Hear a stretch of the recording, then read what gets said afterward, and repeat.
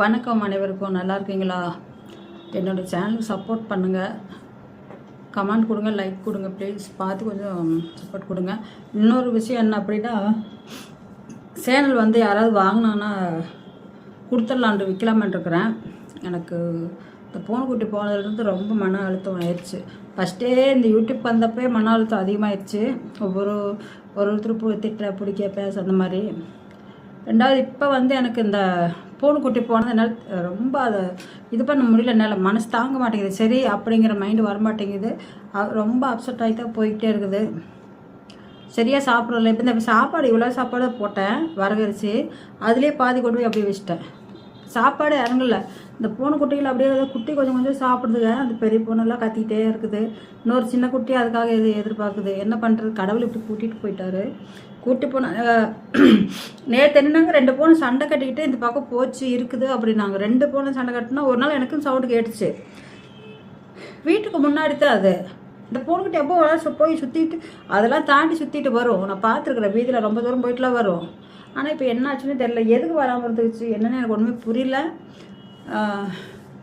நான் வந்து நேபாள் அங்கே போகலான் இருந்தோம். இந்த பத்ரிநாத், அப்புறம் ஹரித்வார், இன்னும் எதோ நிறைய இதெல்லாம் இருந்துச்சு. இந்த என்னது பனிக்கட்டியாக இருக்கும்ல, அது என்ன பேர் எனக்கு ஞாபகம் இல்லை. அந்த இதுக்கெலாம் போயிட்டு வரலாம் அப்படின்னாங்க. ஒரு 3 கிலோமீட்ரு நடந்து தான் போய் கோயிலில் சாமி கும்பிட்றாங்க. சிவனுடைய இது.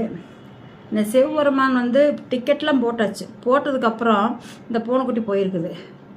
அப்போ நான் என்ன நினைக்க வேண்டியது வருது? அங்கே போகக்கூடாதுன்னு தடுத்துட்டாரா? என்னால் முடியாது அப்படிங்கிறத தடுத்தாரா? இல்லை அந்த பூனைக்குட்டிக்கு ஆயுசு முடிஞ்சிருச்சா என்னன்னு எனக்கு தெரியல. இப்போ வரைக்கும் சொல்கிறேன்.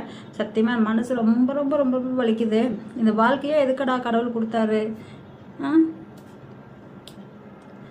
மனசு நிம்மதியாக வருமானங்க. என்னால் முடியலைங்க. ரொம்ப ரொம்ப கஷ்டமாக இருக்குது. எத்தனையோ கஷ்டங்கள் தாங்கி வந்துட்டான். அந்த பூனைக்குட்டி போனது மட்டும் என்னால் ஜீரணிச்சிக்க முடியல. அது என்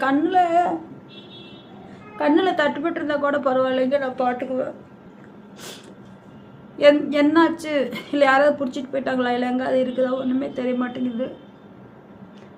வழியே போய் பைத்தியம் பிடிச்சி விளாட்டா ஜிமிக்கி இப்போ ஜிமிக்கின்னு கூப்பிட்றேன். எல்லாம் என்னம்மான்னு கேட்குறாங்க. அந்த மந்திரத்துக்குள்ளே இருக்குது அப்படின்னாங்க. அங்கே போய் பார்த்தா அங்கேயும் இல்லை. அவங்க உள்ளே விடல. அவங்க அது எங்கள் பூனை போயிடுச்சு, இப்போ தான் வெளியே போகுது அப்படின்னாங்க. அவங்க பூனை எல்லாம் இருக்காதுங்க. அது இந்த பூனைக்குட்டி தான். என்ன ஏதோ நாய் துரத்திருக்கும், பூனை கடிச்சிருக்கோம், நாய் துரத்திருக்கோம். அன்றைக்கி காலையில் 7 மணிக்கு வெளியே போச்சு.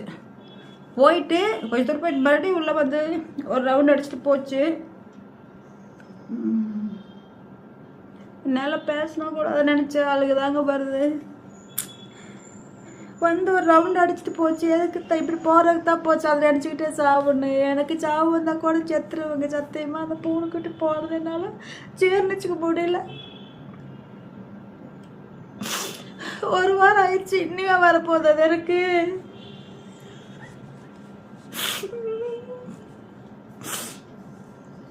என்னால் முடியல. அந்த இது ஜீர்ணிச்சிக்க முடியல என்னால். 4 குட்டி இருந்துச்சு. 4 நான் பார்த்து கஷ்டம்தான், ரொம்ப கஷ்டம் ட்ரகிள் பண்ணியிருந்தாலும் 4 நான் விடல. நான் பார்த்துக்கிட்டு தானே இருந்தேன். அதனால நான் நேபாள் போகிறதுக்கு நான் வரலன்னு சொல்லிட்டேன் அவங்ககிட்ட. எனக்கு நான் வரல, டிக்கெட் வேறு யாராவது கேட்டால் கொடுத்துருங்க அப்படின்ட்டு. காசு கொடுத்துருவாங்க. அவ்வளோ என்னால் முடியல. கஷ்டத்துலேயே வாழ்ந்து கஷ்டத்துலேயே போகணும் தலையெழுத்து இருக்குதா? அதனால தான் இப்படி வாழ்ந்துட்டு இருக்கேன். எனக்கு ஒன்றும் முடியலைங்க. ஏன் இப்படியெல்லாம் ஒரு கஷ்டத்தை கொடுத்து கொண்டு போகிறாரு கடவுள்? என்ன இருக்குது இந்த உலகத்தில் வாழ்ந்து நம்ம என்னத்தை சாதிச்சோம்? என்ன கொண்டு போகிறப்போ எதுவுமே இல்லை. இந்த அன்பாக வச்சு அந்த பூனைக்குட்டியை பார்த்துக்கிட்டு இருந்தேன். இந்த 1 வாரத்துக்கு முன்னாடி அடிச்சுட்டு ஒரு அடி போட்டு வச்சேன். ஒரு அடி அடிச்சுட்டேன். அடிச்சதையும் கீழே விழுந்துருச்சு. எனக்கு அந்த இதுங்கோட வலிக்குது. இப்போ இதைய வலிக்குது. எனக்கு தாங்க முடியல.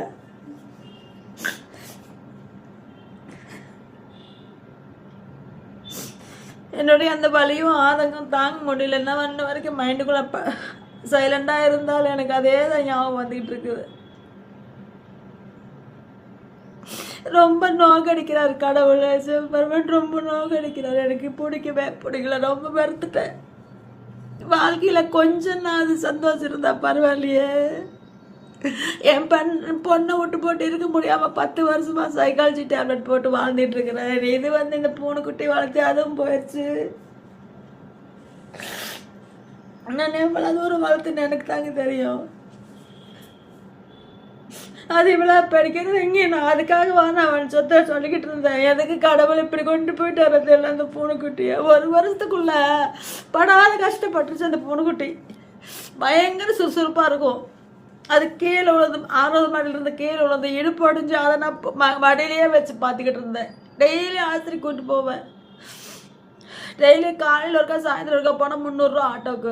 நான் அதெல்லாம் கணக்கு பார்க்கல. நான் கடன் வாங்கி தான் பார்த்தேன். அதை குழந்தை சிவபெருமான் இப்படி பண்ணிட்டார், நான் நல்லது பண்ணாருப்பான்னு சொல்லி கடைசியில் சிவபெருமான் இப்படியெல்லாம் ஒரு கொடுமை பண்ணிட்டார். அவர் வீட்டில் எதுக்குங்க இருக்கார் எனக்கு ஒன்றுமே புரியல. ஒரு அனாதையானா உட்காந்து தனியாக புலம்பிக்கிட்டு இருக்கிறேங்க. என்னால் முடியலைங்க. அந்த குட்டி போனது வேறு யாருக்கெல்லாம் எப்படி தெரியுதோ தெரியல, என்னால் இருக்க முடியல. அந்த அதனுடைய இதை நினச்சி பார்த்தா எனக்கு கஷ்டமாக தெரியுது. எங்கே தூரமாக போயிடுச்சா இல்லை நாய் பிடிச்சிருச்சா என்னன்னு எனக்கு ஒன்றும் தெரியாமல் போய்கிட்டு இருக்குது. என்னால் முடியல.